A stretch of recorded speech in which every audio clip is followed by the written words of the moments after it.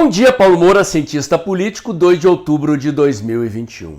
Gente, para preparar o vídeo de hoje para vocês aqui, eu me dediquei a dar uma estudada no discurso do presidente Bolsonaro em Belo Horizonte.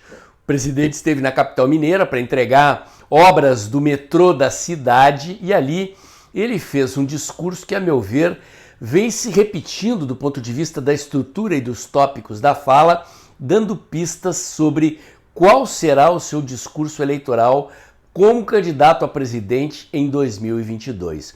É sobre isso que eu vou falar no vídeo de hoje, mas antes eu quero agradecer a você que doa pelo Pix e pela conta bancária do canal. A sua doação ajuda a melhorar a estrutura do canal, ampliar o alcance dos meus vídeos, lembrando que este é um canal que faz análise política com viés conservador, à luz da ciência política e da teoria da comunicação em vídeos curtos. Lembro também que o mês está começando e se você já doou pelo Pix mês passado, muito obrigado. Acostume-se a pingar um trocadinho aqui todo mês, porque a independência das informações e análises deste canal depende do apoio financeiro de vocês, ok? Se você ainda não se inscreveu no meu canal do Telegram, o Dextra by Paulo Moura, convido você a fazê-lo. Lá eu posto diariamente os links das notícias e análises do site tempodinheirooficial.com.br e logo cedinho da manhã os links dos vídeos aqui do canal. Lembro ainda que abri um canal alternativo de vídeos na cos.tv, é o Dextra Jornalismo, e que se inscrevendo no meu canal do Telegram da cos.tv, você não perderá contato comigo caso eu sofra censura em alguma mídia social. Finalmente, lembro que de segunda a sexta-feira, entre 1h30 e 2 da tarde, eu faço um comentário político online no canal Tempo e Dinheiro do jornalista João Batista Olive e você pode me acompanhar comentando os fatos em cima dos acontecimentos, ok? Vamos lá. Bom, gente, do ponto de vista do marketing político, da comunicação política, quem pensa estratégia utiliza certas categorias para organizar o planejamento da estratégia eleitoral. Eu, pessoalmente, quando trabalho com isso, eu faço consultoria eleitoral, também trabalho com 4 conceitos. O primeiro é o conceito de posicionamento, o segundo é o conceito de imagem, o terceiro é o conceito de discurso e o quarto é a proposta, que vem a ser o conteúdo do discurso, ou seja, o que o candidato se propõe a fazer para pedir o voto dos eleitores. Sobre posicionamento, eu já tenho mostrado aqui que o presidente está tentando reconstituir o seu posicionamento de candidato antissistema que funcionou na eleição de 2018. Portanto, mesmo estando num governo no qual ele é aliado do Centrão, ele, ao enfrentar o STF, ao enfrentar os políticos tradicionais, ele tenta se reconstituir, se reposicionar como candidato antissistema e, obviamente, como candidato anti-esquerda, anticorrupção, anti-PT, anti-Lula e assim por diante. A imagem é não apenas a imagem do ponto de vista fotográfico, a estética, a maneira como o presidente se apresenta. É um conjunto de atributos sobre como o presidente é percebido, como um presidente popular que fala a linguagem do povo, que se veste com simplicidade, que convive em ambientes populares com mais naturalidade do que ele convive com as elites, enfim, isto são atributos de imagem que dizem respeito à natureza autêntica, à pessoa do presidente e que ele projeta como atributos e como qualidades com as quais ele quer ser percebido. Finalmente, o discurso. O discurso é algo que o candidato deve repetir sistematicamente. Ou seja, os estrategistas de campanha, mediante recursos a pesquisas, análises do cenário eleitoral, identificam elementos que vão pautar o debate eleitoral. Ou pelo menos que o candidato tem interesse em que pautem o debate eleitoral. Já disse aqui em outras oportunidades, quem pauta o debate, bota os outros para correr atrás, para responder a sua pauta, larga em vantagem. Então, por isso que o discurso do presidente Bolsonaro é importante.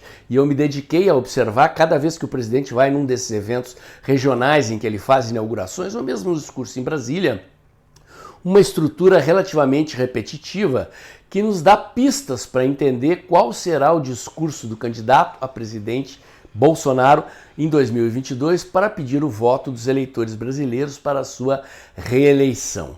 Vou me dedicar aqui então a enumerar os tópicos que eu identifiquei no discurso de Belo Horizonte. Em primeiro lugar, obviamente, o presidente faz uma média com os políticos locais, no caso, com o governador Zema e os deputados locais que estavam ali presentes no evento de entrega da obra, ok? Natural. E aqui vale algo sobre o qual eu também já falei em outras oportunidades.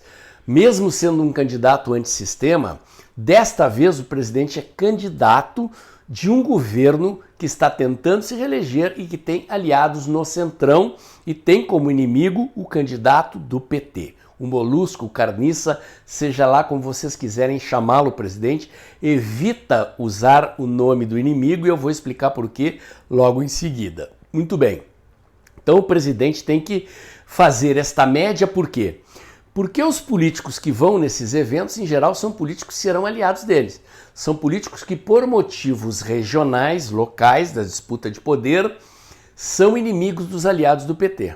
Então, em Belo Horizonte, Minas Gerais, o Lula deve se aliar ao Calil, prefeito de Belo Horizonte, que possivelmente não vai concorrer a governador, mas que dizem aí, eu ouvi dizer, o pessoal de Minas Gerais, que está cheio de petista dentro da prefeitura de Belo Horizonte ali metidas pelo Calil.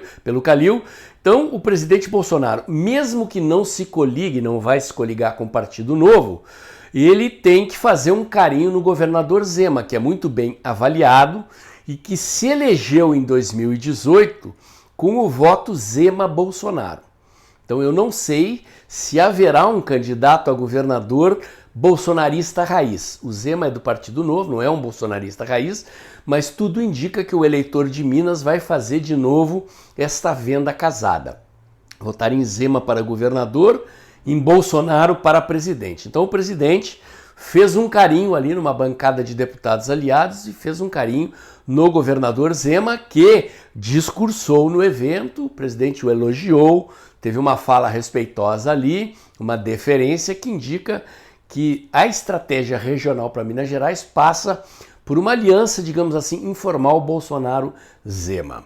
Finalmente, o presidente dedica boa parte do discurso a meter o pau no inimigo. Embora não nomine Lula, ele chegou a nominar Dilma quando falou da questão das tarifas de energia, da quebra da Eletrobras, quando a Dilma tentou congelar as tarifas da Eletrobras, fez o mesmo com o preço dos combustíveis, quebrou a Petrobras, quebrou a Eletrobras, quer dizer, mesmo que não houvesse roubalheira, e houve, o presidente Bolsonaro chamou atenção para o fato de que o congelamento de preços leva à quebra das empresas e a quebra das empresas levou à elevação das tarifas, do preço do combustível, do preço da energia, e a conta voltou caindo no bolso do consumidor.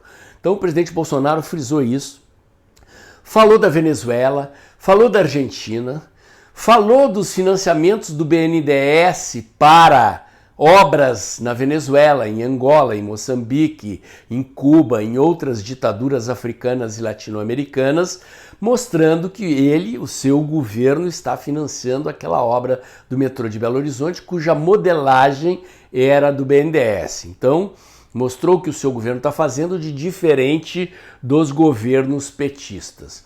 Falou da quebra da Petrobras, falou da quebra da Eletrobras, como eu me referi aqui. Na carona disso, falou da sua luta para modificar a legislação do ICMS, dos combustíveis e do gás. Então, o presidente Bolsonaro, pessoalmente, ele não tem ingerência sobre os impostos estaduais, mas ele está numa batalha para fixar em valores absolutos, em dinheiro, o valor do ICMS, dos combustíveis e do gás, evitando que esses impostos cresçam percentualmente com o crescimento do preço dos combustíveis e do gás. Então, o presidente Bolsonaro está colocando a responsabilidade da elevação dos combustíveis e da energia na quebra da Petrobras e da Eletrobras nos governos anteriores e também está colocando essa responsabilidade na turma do Fique em Casa, Economia a gente vê depois. E apresenta uma proposta, ou seja, identifica o causador do problema, a quebra das estatais responsáveis por energia e combustíveis no governo do PT, aqueles que defenderam as quarentenas e os lockdowns, o Fique em Casa, Economia a gente vê depois, e apresenta como proposta para baixar o preço dos combustíveis e do gás a mudança na legislação do ICMS. Pontuando-se, ou seja, identifica o problema, apresenta uma solução. Finalmente, o presidente falou fortemente em 1000 dias sem corrupção. Isto é um dado concreto e real. A própria CPI é a prova de que não há corrupção nesse governo. Ou seja, o presidente até admite que possa haver, em escalões inferiores, corrupção ou tentativas de corrupção, mas deixou bem claro que, se ela acontecer, não será com a anuência dele ou do governo e que os responsáveis, se identificados, serão punidos.